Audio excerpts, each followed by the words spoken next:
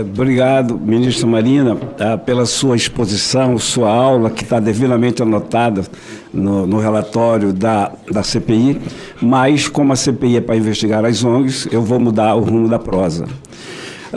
Me encanta muito, ministra, eu já vi aqui o IBAMA, a ICMBio, ONGs falam em proteção para o bem da humanidade futura, sempre falam isso, mesmo que tenha que sacrificar a humanidade atual. Então, muito da arguição, da argumentação do senador Plínio Valério contra a ministra Marina Silva vai nessa linha, né? A oposição entre humanidade futura e humanidade atual. O que é uma posição equivocada, porque ao lutar pela preservação da Amazônia, pela preservação do clima, nós já estamos lutando pela humanidade atual. A gente está sofrendo hoje com o excesso de fumaça nas grandes cidades amazônicas. Então, se a gente para as queimadas nesse momento, hoje mesmo a gente já é beneficiado pela preservação ambiental. Os índios da terra indígena Apteréua, os Paracanã, por exemplo, estão sem água. Então, se a gente retira aqueles invasores das suas terras, em pouquíssimo tempo a gente já tem uma melhora na qualidade da água dos rios que banham as aldeias. Então não se trata de uma oposição entre humanidade futura e humanidade atual, e sim uma oposição entre a humanidade e o benefício atual de poucos. Eu vou mostrar aqui um vídeo lá de São Félix do Xingu, um vídeo do Yanomami e um vídeo da Transamazônica 319.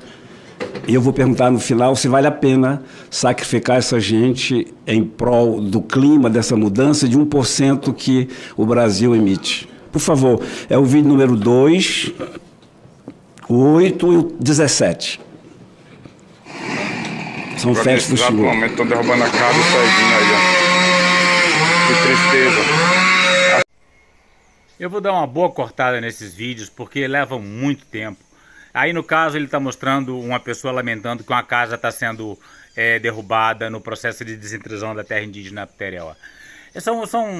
São casas de invasores, a gente que principalmente entrou naquela terra indígena depois que ela já estava homologada. Então não tem jeito, não tem conversa, né? São invasores, a Marina está aí para defender o processo legal e eles estão contra a lei, então eles têm que ser removidos. Vocês estão vendo essas crianças indígenas aqui? São protegidos pelas ONGs. Estou na área Yanomami. Olha aqui, ó. São tudo protegidos pelas ONGs. Essa criança aqui é a situação da bunda dessa criança, ó. Tá vendo? Isso é bicho. Bicho, muito. Todos os dias de manhã eu faço merenda para os garimpeiros. Esse é o mais ridículo de todos. É uma mulher, uma cozinheira de garimpeiros que estão ilegalmente dentro da terra indígena Yanomami. E esses senadores mostram o vídeo dessa mulher como se ela fosse uma espécie de heroína porque dá um pouco de comida para as crianças Yanomami. Os Yanomami estão nessa situação de penúria por causa da invasão garimpeira, né? E esses senadores têm coragem de mostrar essa mulher. Aí ele quer encurralar a Marina, né? Ele pergunta, essa mulher é criminosa, né? E Marina não diz que não está lá para julgar ninguém se é criminoso ou não, mas eu digo, ela é criminosa sim, porque ela está praticando um crime de invasão de terra indígena. Tá? E esses senadores que colocam a fala dessa mulher como se ela fosse uma benfeitora dos índios, também são criminosos por defender essa ação dela. Gente, que Deus abençoe todos os garimpeiros. Olha que loucura, que Deus abençoe todos os garimpeiros que são autores do genocídio Yanomami, né? E esses senadores têm a coragem de colocar esse vídeo. Esse é outro absurdo, é um vídeo que mostra a dificuldade que o oxigênio teve para chegar a Manaus ao longo da BR-319 durante a crise da Covid. E o Philip Fernside já demonstrou que esse oxigênio teria chegado de forma muito mais rápida e barata se tivesse vindo pelo Rio Madeira, mas não, fizeram questão de trazer o oxigênio pela estrada intransitável naquele momento para criar uma comoção em torno da necessidade, da suposta necessidade de pavimentação da estrada, causando a morte de um grande número de pacientes de Covid por falta de oxigênio. Contando os ossos. A cada dia eu descubro um amigo meu que morreu. BR-319 tentando levar oxigênio na pandemia. E aí morreram centenas e centenas de pessoas. Pois é, muitos não teriam morrido se não fosse essa farsa criada para criar essa comoção em torno da necessidade de pavimentação dessa rodovia, que se pavimentada vai trazer uma destruição imensa para o estado do Amazonas, para a Amazônia como um todo. É isso, ministra, que eu queria perguntar. Vale a pena salvar a humanidade do futuro e condenando essa gente aí à morte? Pois é, quem está sendo condenado à morte, no caso do primeiro vídeo, são os índios Paracanã. Quem está sendo condenado, no caso do segundo vídeo, são os Yanomami que estão sendo vítimas do garimpo. E no caso do terceiro vídeo, são aqueles que necessitavam do oxigênio e que podia ter sido trazido pelo Rio Madeira, mas não. Vamos mandar pela estrada para o povo sentir ali como que está difícil passar aquele caminhão, para criar um drama e fazer uma propaganda desse projeto de pavimentação dessa estrada. Bem, eu achei bem interessante que Vossa Excelência tivesse exibido esse vídeo que, pelo que eu pude observar, tem sido exibido para todas as pessoas que aqui comparecem. Primeiro porque me dá a oportunidade de tecer alguns comentários sobre a premissa com a qual Vossa Excelência fez a interpelação. Vossa Excelência falou, vale a pena sacrificar as vidas dos que estão aqui em função dos que ainda vão nascer? Foi isso, né? Que Vossa Excelência disse.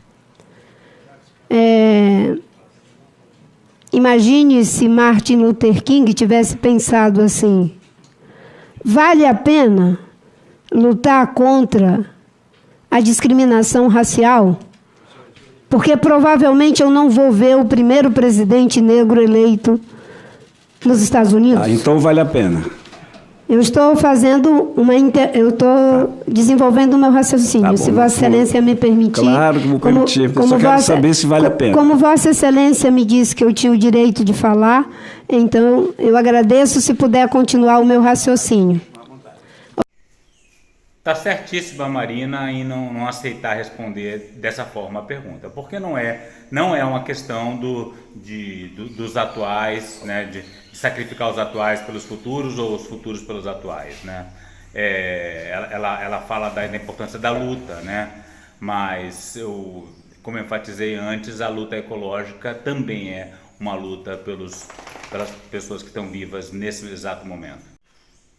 As armadilhas retóricas são inúmeras nessa arguição e é muito interessante ver como a Marina não se deixa cair em nenhuma delas.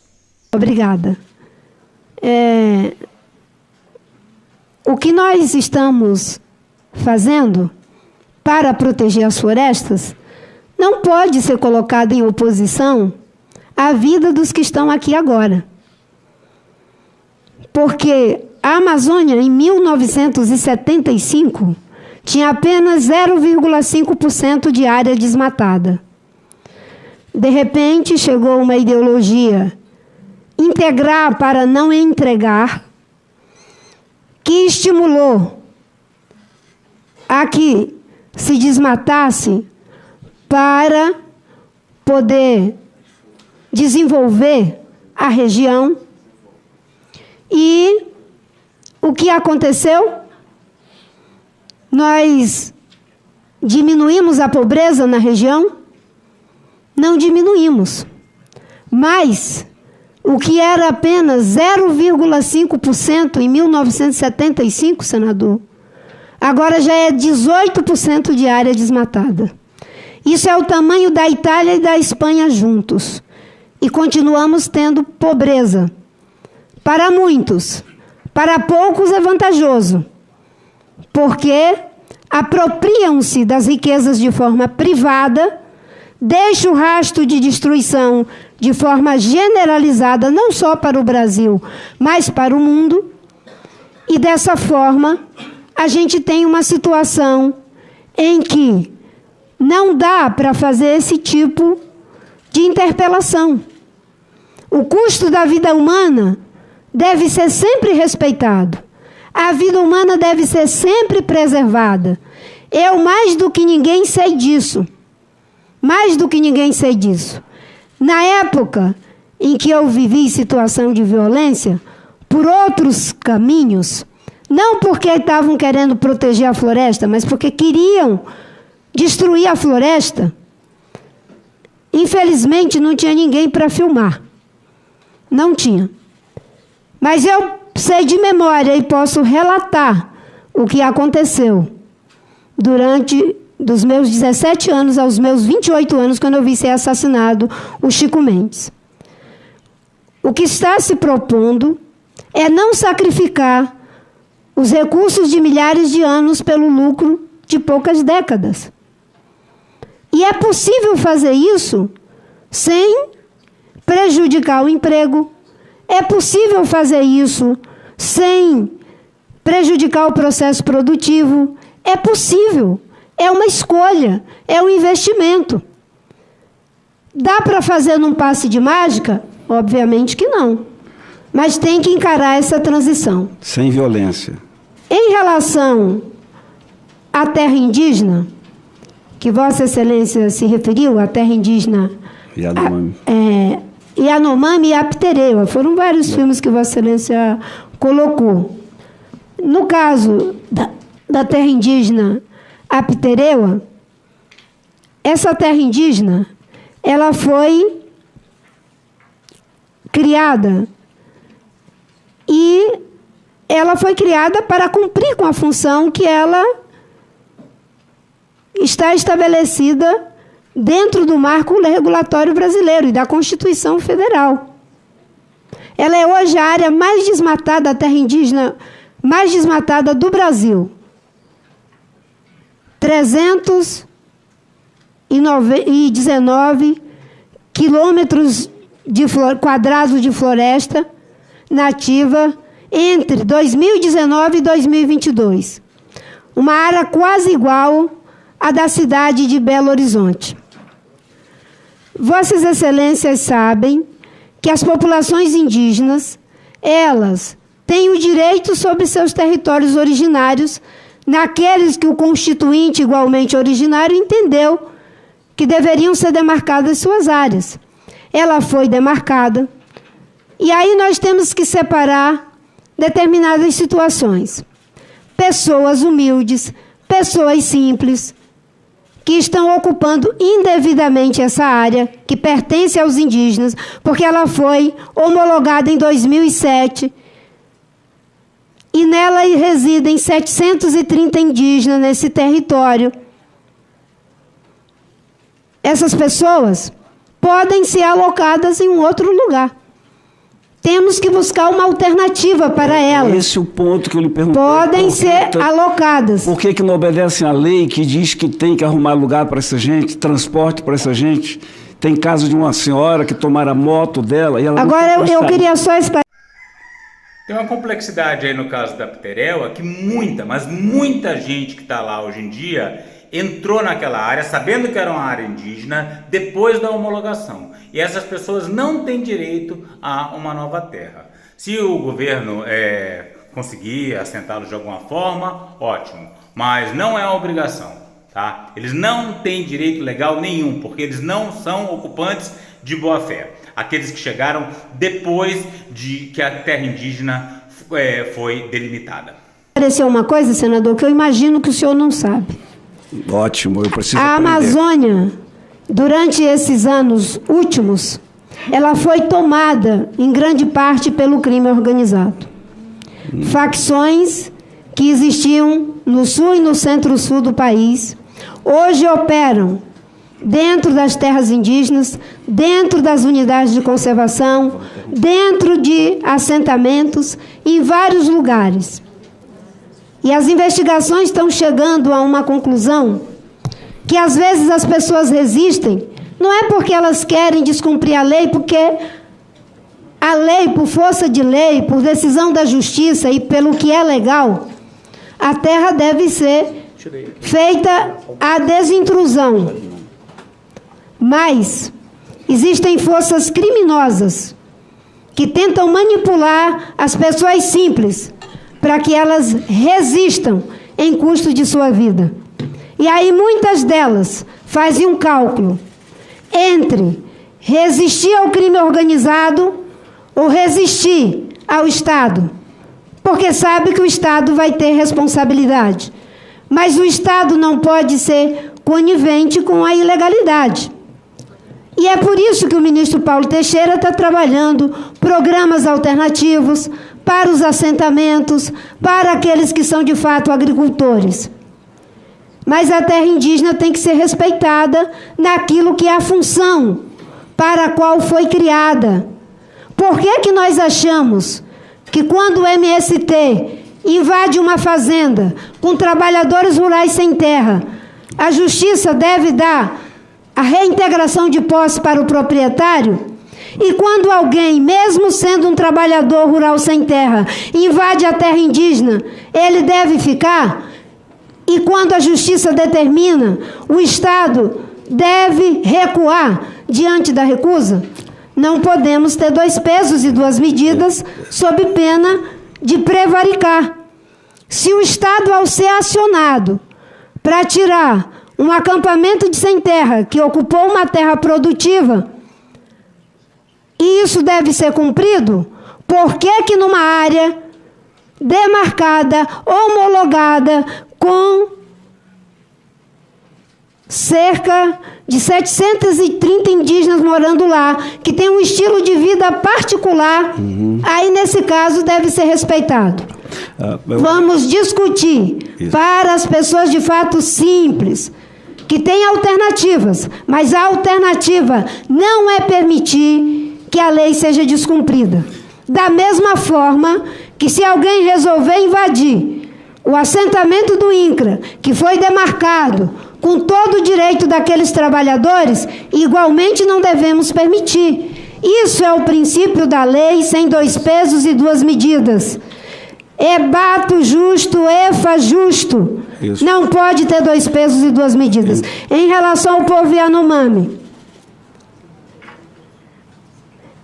eu visitei por 2 vezes ali a terra indígena Yanomami, só nesses últimos meses agora. E eu entendo que uma pessoa com a simplicidade da senhora que falava no vídeo... Se a senhora é que ela é criminosa, eu estou adivinhando. Eu não estou discutindo o garimpeiro. Eu estou discutindo a falta de assistência aos Yanomami. Exatamente. Que não tem. Eu vou chegar lá, se Vossa Excelência me permitir. Eu permito, ministro, mas aí tem os senadores que vão querer fazer perguntas. Eu sei, mas eu queria passar para ele para não parecer vídeos, que nós dois... Os vídeos... Então, aí tem um truque da CPI das ONGs, né? Como eles não estão aí para esclarecer nada, eles juntam um monte de assuntos, todos ao mesmo tempo, de forma que o entrevistado não consegue responder nada. Tá? Eles estão ali para criar confusão. E Marina Silva não aceita ser submetida a essa situação. Então ela se impõe e faz questão de responder todas as questões. Eles são bem complexos. E a gente precisa debater. Eu confesso a Vossa Excelência que eu tenho o dia inteiro para ficar aqui. Também, mas é assim, eu queria passar... Então, vamos lá. Foi simples, se vale a pena. Terra indígena Yanomami. Durante 4 anos, o que nós tivemos foi o abandono das políticas para os povos indígenas. O presidente Lula foi lá em fevereiro. Será que em fevereiro aquela situação já estaria daquele jeito? De 2023? Ou aquilo vem de antes? Será que em fevereiro toda a desestruturação da terra indígena Yanomami, invasão de garimpeiro, aconteceu em fevereiro? Não. Aquilo já estava posto. E aquela senhora, quando ela diz que ela dá um pouco de leite, um pouco de arroz... O que os indígenas querem, que nós temos a obrigação de prover, é que eles tenham seus rios não com mercúrio, que eles tenham seu rio com peixe, que eles tenham a sua mata com a caça que lhes é facultado o direito de tirar para o seu provimento, que eles possam viver de acordo com o seu estilo de vida. Por isso que o presidente Lula decretou emergência e está sendo mobilizado um conjunto de ações e pela fiscalização do IBAMA, da Polícia Federal, da PRF, todo mundo junto, a gente está enfrentando o problema. Não é de pequena monta. Quando a gente sobrevoa e vê aquelas crateras, eu pergunto, aquele garimpo é legal? Não, é criminoso.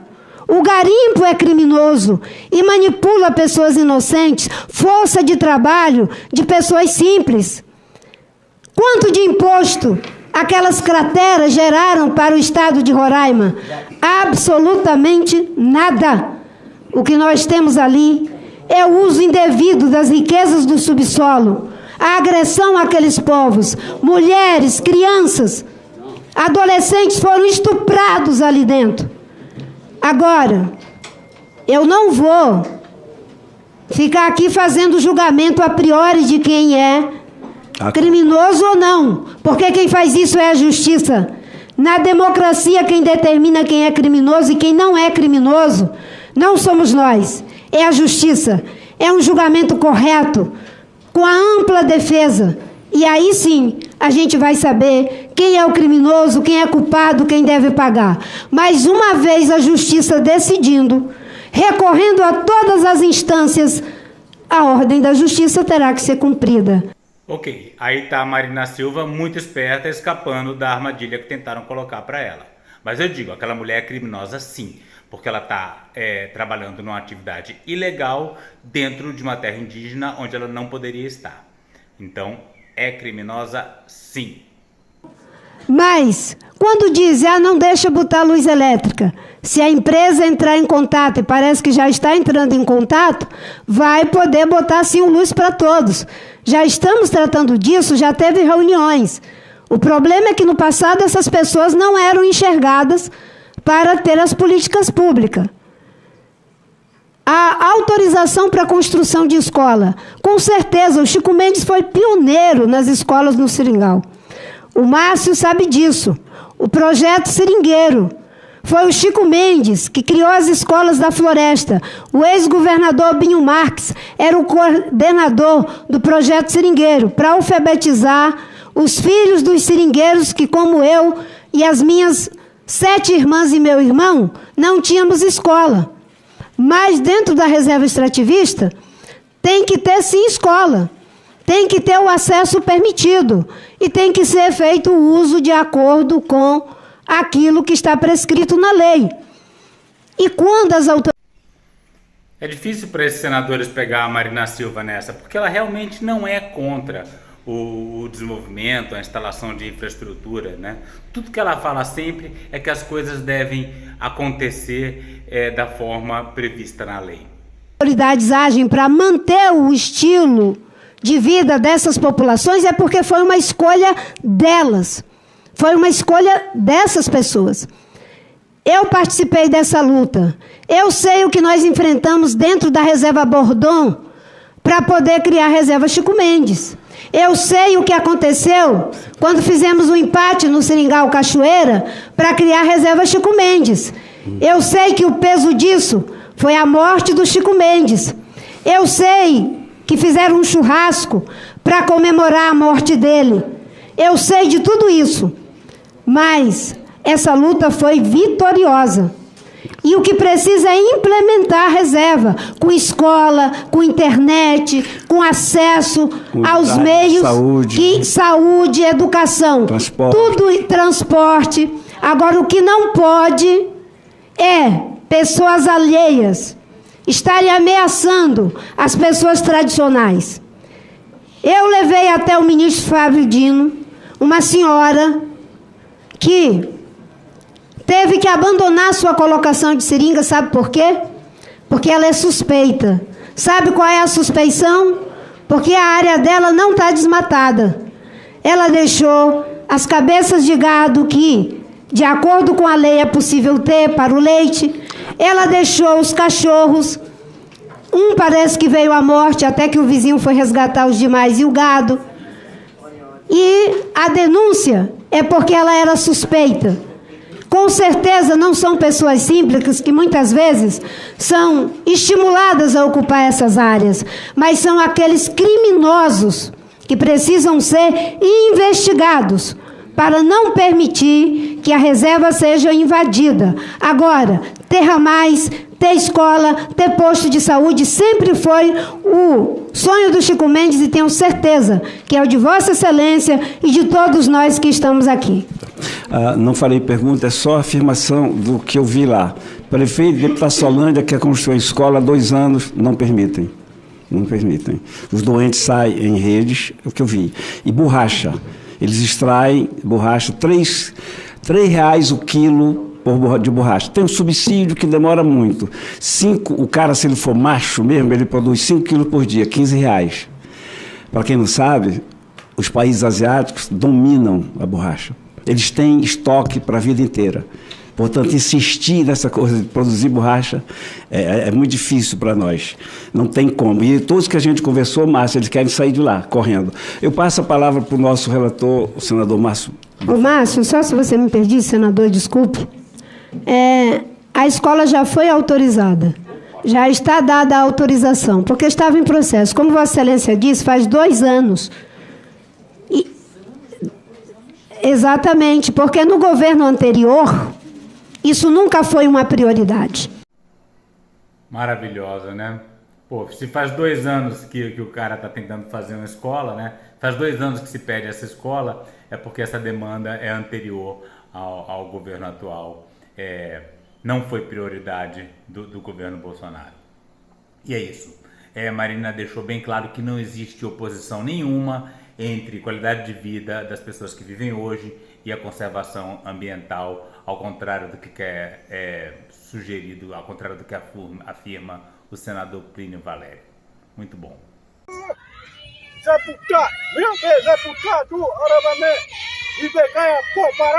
Para saber mais e participar dessa luta radical pelos povos indígenas, a floresta tropical e a biodiversidade de modo geral, inscreva-se no canal, deixe seu like e comentário.